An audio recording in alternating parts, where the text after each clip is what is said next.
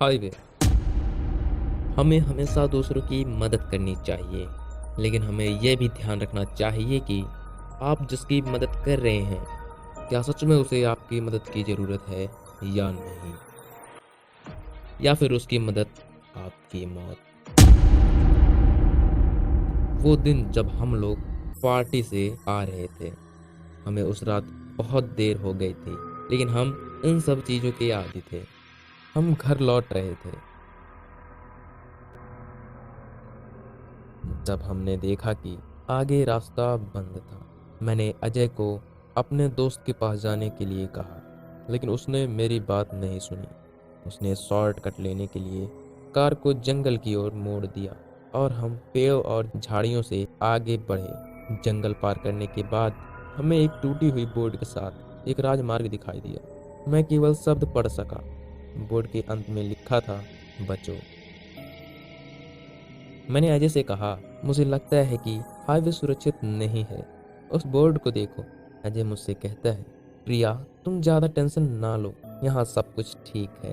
हालांकि अजय ने हंसकर बात टाल दी, लेकिन मुझे अंदर से बहुत डर लग रहा था। मैं ये सब सोच ही रही थी कि हमें हाईवे पर एक लड़का दिखा, जिसकी उम्र करीब 25 साल थी।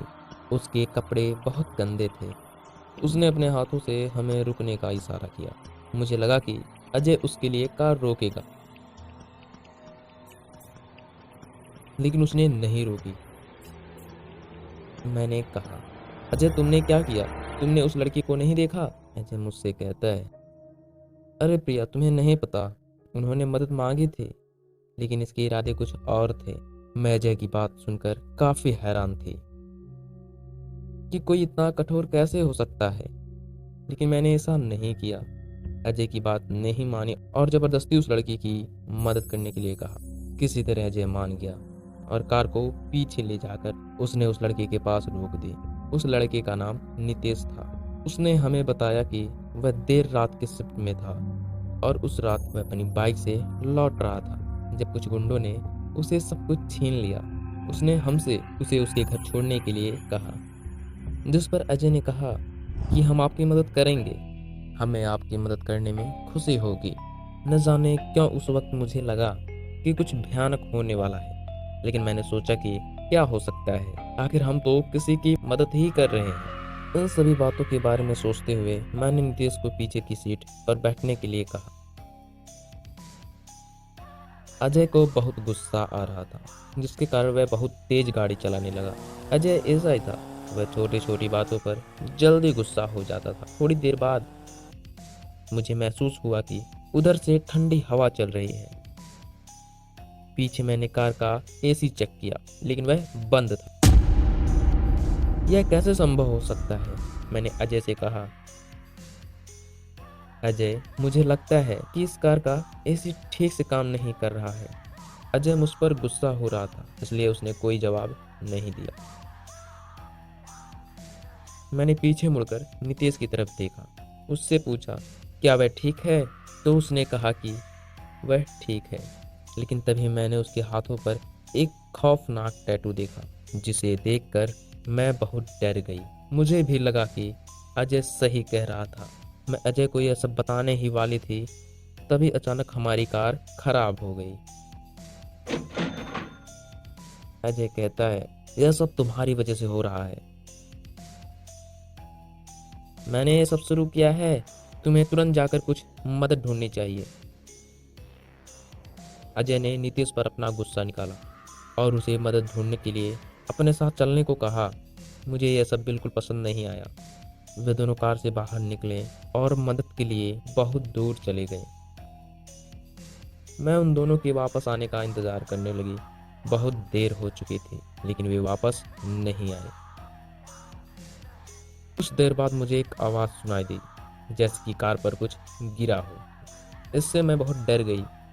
मुझे एक अजीब सी आवाज़ सुनाई दी, जैसे कोई जानवर अपने शिकार को नोच नोच कर खा रहा हो। मैंने तुरंत कार से बाहर निकलने की कोशिश की, लेकिन कार का दरवाज़ा जाम हो गया था। जब मैंने जोर से धक्का दिया तो आखिरकार दरवाज़ा खुल गया। मैंने कुछ देखा और मेरी धड़कनें रुक गई। कार की छत पर अजय की लाश थी, जिसे बहुत बेरहमी से मारा गया था। मुझे नहीं पता था कि अब क्या करूं। मैं मदद के लिए पागलों की तरह इधर उधर देखने लगी, लेकिन वहां कोई नहीं था। तभी मेरी नजर एक परछाई पर पड़ी। पेड़ के पास एक आदमी है। मैंने उससे कहा, कृपया मेरी मदद करें। मैं उस छाया की ओर गई और देखा कि वह कोई और नहीं बल्कि नितेश था। मुझे उसे देखकर राहत मिली। मैंने उसे सब कुछ बताया और उसे मेरे साथ आने के लिए कहा, लेकिन उसने मुझे मना कर दिया। इस पर वह जोर जोर से हंसने लगा और कहा, वह तो पहले ही मर चुका है, अब तुम्हारी बारी। मुझे कुछ समझ नहीं आ रहा था कि आखिर हो क्या रहा है, लेकिन कुछ ही देर में मुझे इन सभी सवालों का जवाब मिलने वाला था। मैंने देखा कि नितेश के हाथ पर बना टैटू चमकने लगा। देखते ही देखते नितेश एक भयानक प्राणी में बदल गया और धीरे धीरे मेरी ओर बढ़ने लगा। मैंने कहा, देखो तुम जो भी हो, कृपया मुझे छोड़ दो। तुम्हें क्या हो गया है? बहुत जिद करने पर उसने मुझे बताया कि वह अक्सर लोगों को बेवकूफ़ बनाता है और उसे मारकर खा जाता है। उसने ही अजय को मारा है। यह सब सुनकर मैं पूरी तरह से डर गई। मैं तुरंत ही अपनी कार की ओर भागी। वहां पहुंचने के बाद मैंने देखा कि कार के छत से अजय का शव गायब था। मैं उसे ढूंढ ही रही थी, तभी पीछे से नितेश की आवाज़ सुनाई दी। मुझे कुछ समझ नहीं आ रहा था कि अब मुझे क्या करना चाहिए। मैं तुरंत कार में बैठ गई। कार के सामने से एक जीव को आते देखा, जो नितेश था। लेकिन मैंने भी सोच लिया था कि अब मैं अजय की मौत का बदला उससे लेकर रहूंगी।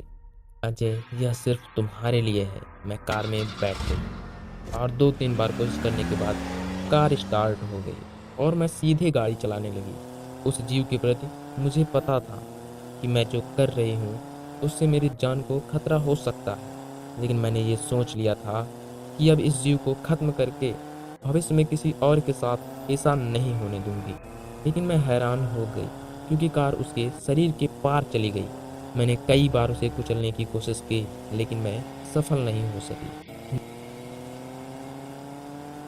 नितेश कहता है, तुम मुझे इन सब चीजों से नुकसान नहीं पहुंचा सकते। मैं उस समय निराश थी और मुझे इसका कोई अंदाजा नहीं था। समय आ गया कि मैं उसका सामना कैसे करूं। आखिरकार मैंने कुछ तय किया और फिर से मैंने कार की स्पीड बढ़ा दी और उस जीव को अपने पीछे छोड़ दिया और आंखों में आंसू लेकर वहां से निकल गई। लेकिन उस दिन के बाद मैंने सोच लिया था कि उस जीव के जाल में किसी को भी गिरने नहीं दूंगी। मैंने हाईवे पर एक बड़ा चेतावनी बोर्ड लगा दिया ताकि अजय और नितेश जैसा कोई और इस जीव का शिकार न हो सके। अगर आपको यह वीडियो अच्छा लगा तो लाइक, शेयर, कमेंट जरूर कीजिएगा।